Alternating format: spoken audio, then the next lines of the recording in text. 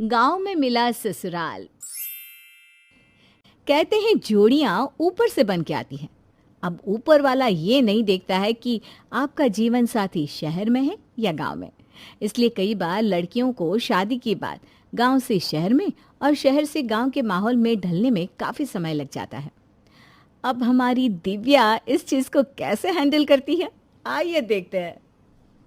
माँ, पता है आज एग्जाम का रिजल्ट आया है। मेरे बहुत अच्छे नंबर आए हैं। मैं और मेरी सहेलियाँ सोच रहे हैं कि किसी अच्छी कंपनी में जॉब करेंगे। नहीं दिव्या, अब तुम ये पढ़ाई और जॉब सब छोड़ो और अपनी माँ के साथ रसोई के कामों में हाथ बटाना शुरू कर दो। क्या हुआ पिताजी, आप ऐसे क्यों बात कर रहे हैं? तुम्हारे लिए एक बहुत अच्छा रिश्ता आया है। बहनोई जी ने भेजा है और हम इस रिश्ते के लिए हाँ कर चुके हैं। इसलिए अब से तुम घर के कामों में ध्यान दिया करो। जी, मैं ये कह रही थी कि हमें एक बार फिर से सोच लेना चाहिए। अभी दिव्या की उम्र ही क्या है, अभी तो उसने अपना कॉलेज पूरा ही किया है। उसके भी कुछ सपने हैं, कुछ अरमान हैं। हम अगर 1-2 साल बाद। इतना अच्छा रिश्ता बार बार नहीं मिलता। कितना खानदानी घर है और लक्ष्मी जी की कृपा तो जैसे उन पर बरसती ही रहती है। फिर भी मैं ये कह रही थी कि। कह दिया ना मैंने, दिव्या का रिश्ता वहीं होगा। कल रामपुर गांव से लड़के वाले सगाई के लिए यहाँ आ जाएंगे। क्या? रामपुर गांव से? पिताजी, आप मेरी शादी गांव में करवा रहे हैं? अरे गांव है तो क्या हुआ, अच्छे खासे रईस लोग हैं वो। तुम मांगोगी वो मिलेगा। गांव और शहर से कोई फर्क नहीं पड़ता। पर पिताजी, फिर भी मैं यहाँ बचपन से शहर में पली हूँ। मैं गांव में कैसे रह पाऊंगी? अरे वो कौन से गांव के देहाती लोग हैं? अरे दिव्या, बहुत खानदानी लोग हैं। तुम्हारे ससुर जी की पूरे गांव में चलती है। बस अब तुम दोनों माँ बेटी और कुछ सवाल मत करो। कल वो लोग आएंगे और इसलिए दिव्या को अच्छे से तैयार कर देना। दिव्या को नहीं पता था कि कॉलेज से लौटते ही उसकी जिंदगी का इतना बड़ा फैसला कर दिया जाएगा। उसकी माँ की कोशिशें भी काम नहीं आई और उसकी शादी रामपुर के गांव में कर दी गई।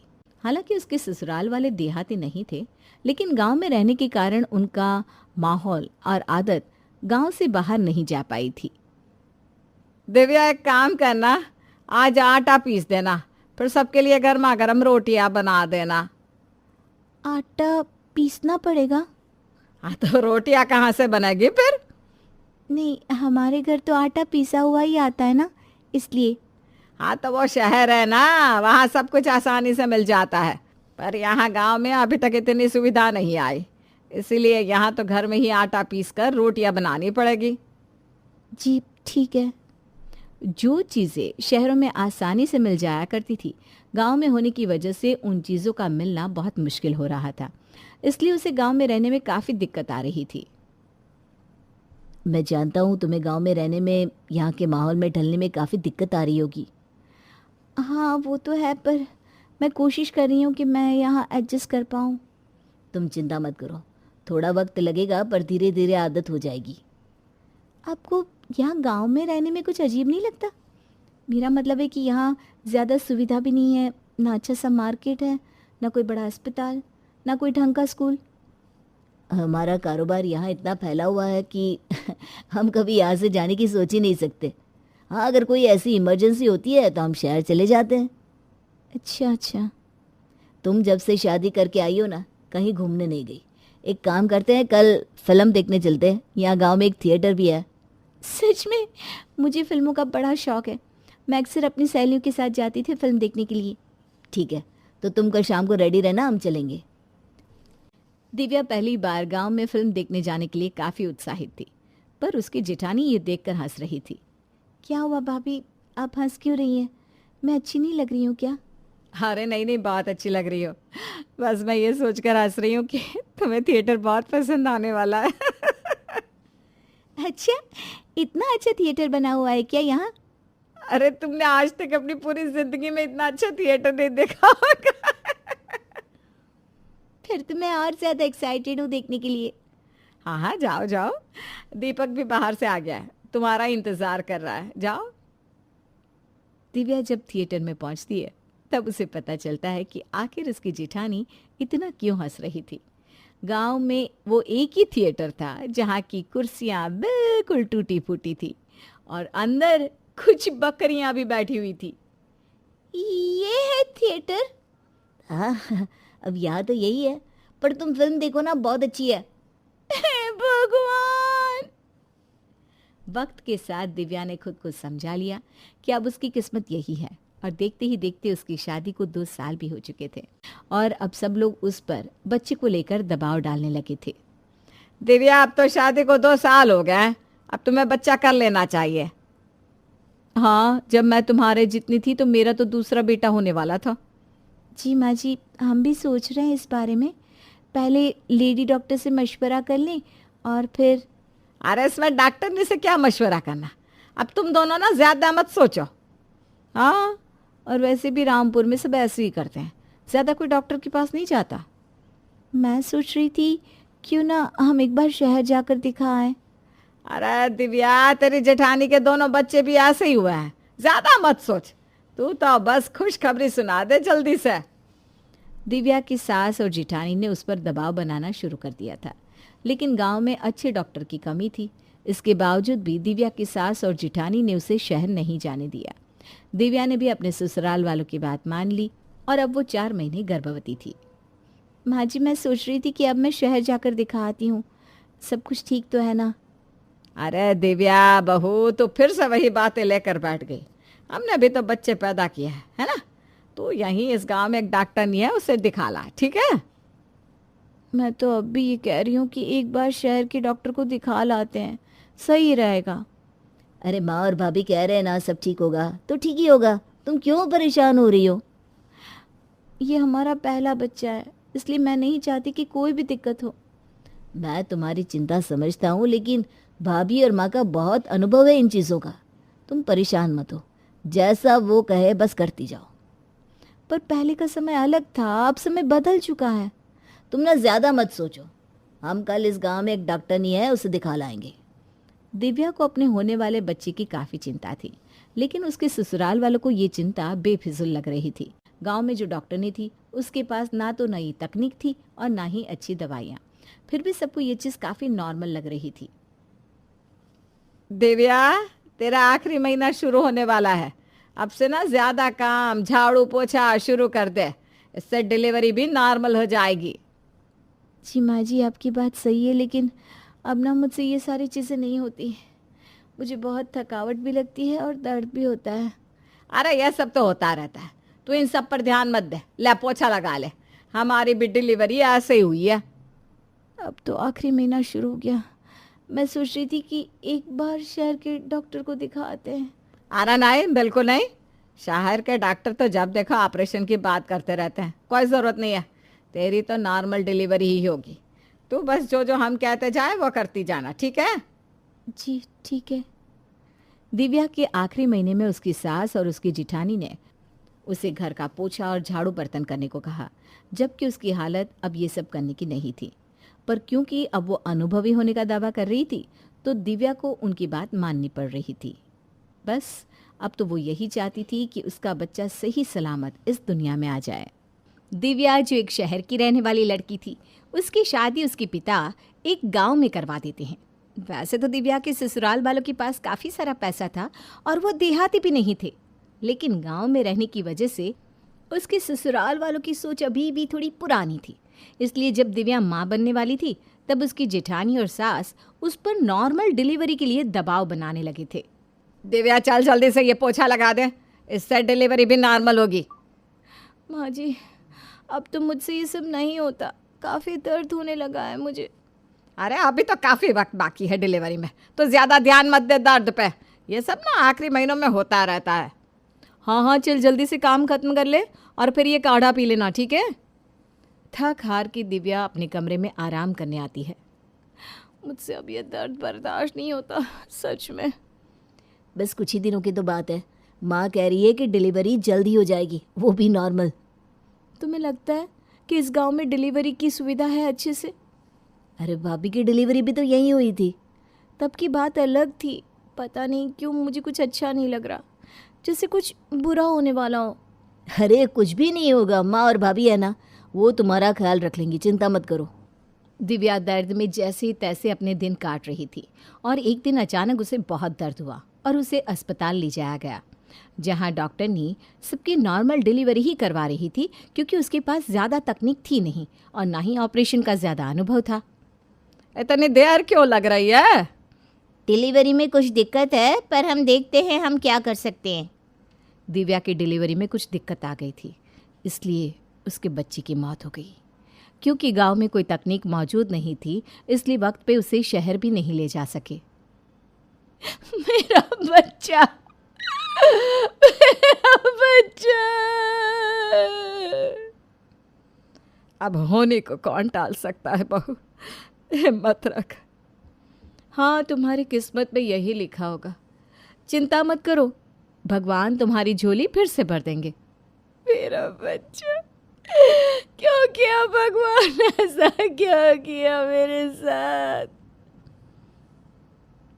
दिव्या का बच्चा उससे छीन चुका था, लेकिन उसके ससुराल में कोई भी अपनी गलती मानने को तैयार ही नहीं था कि अगर दिव्या को शहर के अस्पताल ले गए होते तो शायद उसके बच्चे को बचाया जा सकता था। मैंने कितनी बार कहा था कि मुझे कुछ ठीक नहीं लग रहा, लेकिन तुमने और तुम्हारे घर वालों ने कभी मेरी बात पर ध्यान ही नहीं दिया। ऐसी बात नहीं है दिव्या, अब जो होना था वो हो गया। मैंने कितनी बार माँ जी से कहा कि शहर में दिखाते, लेकिन उन्होंने मेरी एक नहीं सुनी। आज अगर हम शहर चले जाते तो हमारा बच्चा हमारे पास होता। मैं समझ सकता हूँ तुम पर क्या बीत रही है, पर अब होने को कौन टाल सकता है। ये होनी नहीं है, जिद थी तुम्हारे परिवार की, जिसकी वजह से हमारे साथ ये सब हो रहा है। लेकिन मुझे पता है तुम अब भी अपने परिवार वालों को कुछ भी नहीं कहोगे। अब उनसे मैं क्या ही कह सकता हूँ। तुम अभी दुख में हो इसलिए ये सब बोल रही हो। थोड़ा आराम कर लो, धीरे धीरे सब ठीक हो जाएगा। दिव्या को अपने बच्चे के जाने का बहुत दुख था और इस बात का गुस्सा भी कि उसके ससुराल वालों ने उसकी बात नहीं मानी थी। लेकिन इस हादसे के बाद दिव्या पूरी तरह बदल चुकी थी। उसने अपने लिए आवाज़ उठाना शुरू कर दिया था। दिव्या, अब काफ़ी वक्त हो गया है, अब दूसरे बच्चे के बारे में कब सोच रही हो तुम? माँ जी, पहले मैं शहर जाकर डॉक्टर से बात करूँगी, उसके बाद ही बच्चे की प्लानिंग करूँगी। अरे यह सब क्या चौचले है, अब इसमें डॉक्टर की क्या सलाह लेना। मैं कह रही हूँ ना, अब सही समय है, बच्चा कर लो।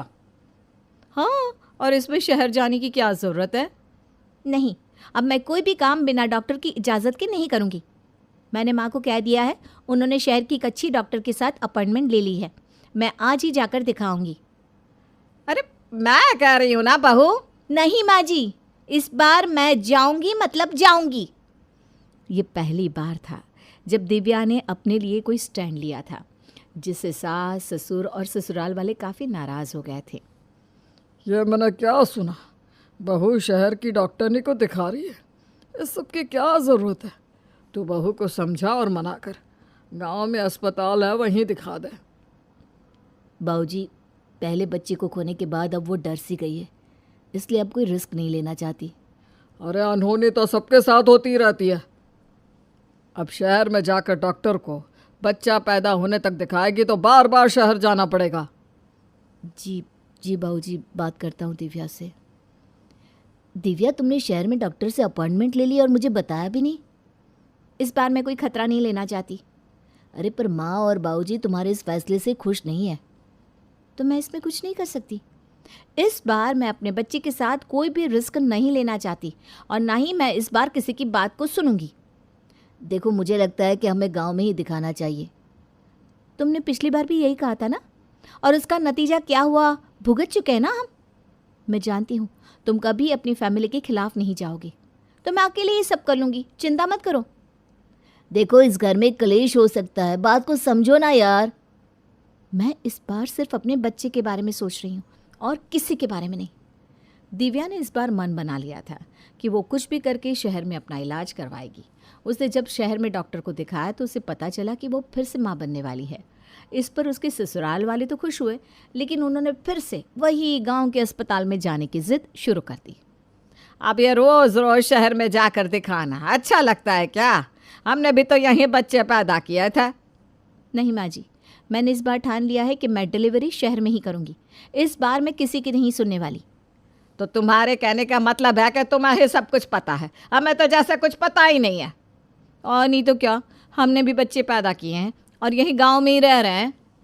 गांव से बार बार शहर आने जाने में कितना समय लगता है। अरे कौन जाएगा बार बार तुम्हारे साथ शहर, और कौन रुकेगा डिलीवरी के बाद तुम्हारे साथ वहाँ। इसलिए मैं कह रही हूँ शहर जाने का ख्याल छोड़ दो, हम गांव के अस्पताल में ही चलते हैं। नहीं माँ जी, आप सब समझ नहीं रहे।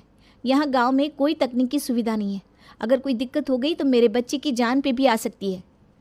अब ना तुम कुछ ज़्यादा ही सोच रही हो दिव्या। ये शहर के डॉक्टर्स ना बस डराने का काम करते हैं और ऑपरेशन कर देते हैं। तुम तो यहाँ गांव में रहो और नॉर्मल डिलीवरी ही करवाओ।